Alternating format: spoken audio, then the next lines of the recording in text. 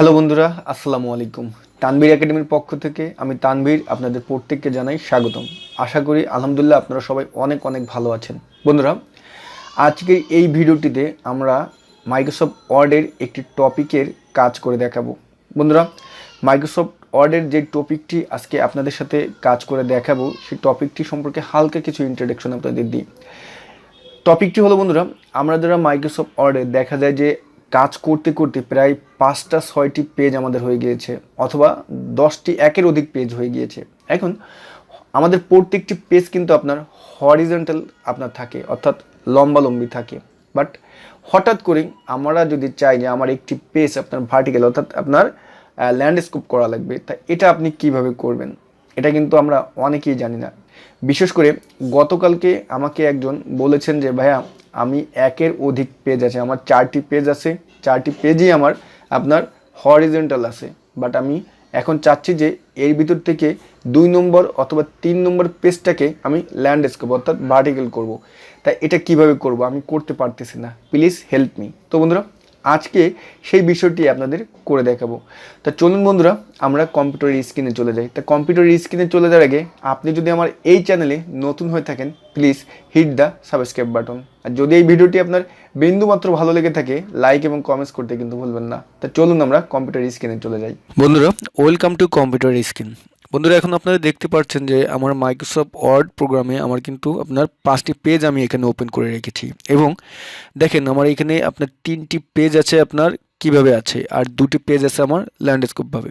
তা এখন এই যে আমি কিভাবে আপনার এই 3 নম্বর পেজটি এবং 5 নম্বর পেজটি আমি ল্যান্ডস্কেপ করলাম, আমরা কিন্তু স্বাভাবিকভাবে কিন্তু এরকম করতে পারি না। কিন্তু আমি যদি আপনাদের এক্সাম্পল হিসেবে দেখাই, দেখেন আমি যদি এখন আপনার নতুন পেজ নিই, আমি নিউ পেজ নিলাম। দেখেন আমি নিউ পেজ নিচ্ছি, নিউ পেজ নিয়ে আমি এখানে অনেকগুলো পেজ বাড়াচ্ছি। আমি চাচ্ছি যে 3 নম্বর পেজটি আমি ল্যান্ডস্কেপ করবো। তো এটা কীভাবে করবো বন্ধুরা? আমরা স্বাভাবিক যেটা জানি, আমরা যদি পেজ লেআউটে যাই, পেজ লেআউটে গিয়ে এই যে ওরিয়েন্টেশন এখানে ক্লিক করলে 2টি অপশন আসে।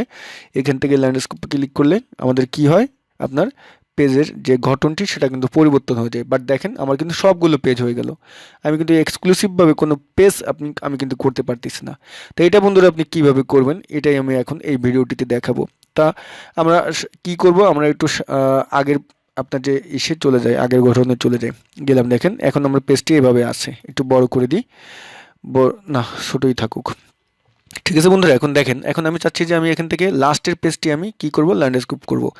তো এটা করার জন্য আমরা প্রথমে যে প্রক্রিয়াটি বন্ধুরা আমরা ব্যবহার করব সেটা হলো, আমরা আমাদের যে মূল রিবন বার আছে সেখান থেকে পেজ লেআউট মেনুতে যাব। পেজ লেআউটে গেলে যে পেজ সেটআপ যেটা লেখা আছে, দেখেন এই যে পেজ সেটআপ, পেজ সেটআপের ডান পাশে দেখবেন যে একটি অ্যারো চিহ্ন আছে, দেখেন এই যে অ্যারো, এই অ্যারোতে আপনি ক্লিক করবেন।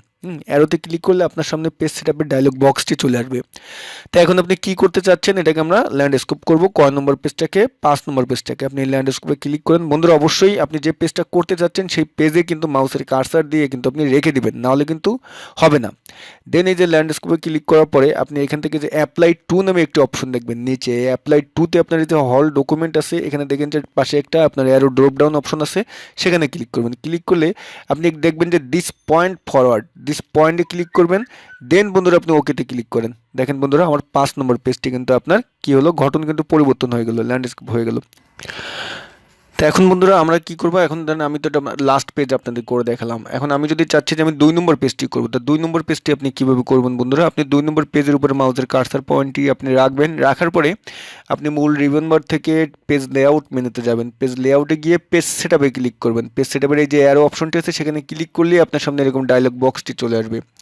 ডায়লগ বক্সটি চলে আসার পরে আপনি এখান থেকে ল্যান্ডস্কেপে ক্লিক করবেন। ল্যান্ডস্কেপে ক্লিক করার পরে আপনার সামনে এই যে নিচে যে আমরা যেখানে অ্যাপ্লাই টু লেখা আছে এখান থেকে, এখানে দেখবেন যে এই যে অ্যারো চিহ্নটি আছে, এখান থেকে দিস সেকশনে ক্লিক করা আছে এখানে, সেটা দেখবেন। দিস সেকশনে ক্লিক করার পরে আপনি ওকেতে ক্লিক করেন। দেখেন বন্ধুরা আমার 2 নম্বর পেজটি কিন্তু আপনার ল্যান্ডস্কেপ হয়ে গেল।